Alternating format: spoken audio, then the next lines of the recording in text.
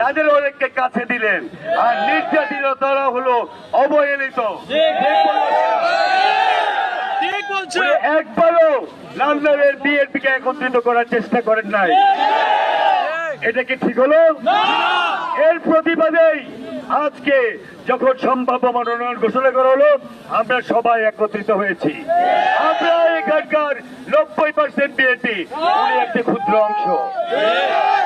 সম্ভাব্য মনোনয়ন দেওয়া হয়েছে, হোক, আমরা এটাকে সম্মান জানাই।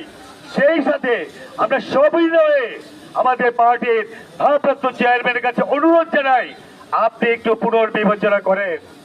আমরা বিএনপি পরিবার এক হয়েছি, আমরা যারা আর বাদ বাকি 4 জন আছি, তাদের মধ্যে আপনারা যে কাউকে দেন, মনে রাখতে হবে ভাই, ব্যক্তির থেকে দল বড়, দল থেকে দেশ বড়। আমরা সেইটাই চাই যে দলের জন্য যিনি ভালো হবেন তাকেই নান্দাইলে দেন, তিনিই নান্দাইলে আমাদের প্রতিনিধিত্ব করুন। মনে রাখবেন, আমরা সেই আমার নেতার কথা মনে রাখবো, সবার আগে বাংলাদেশ।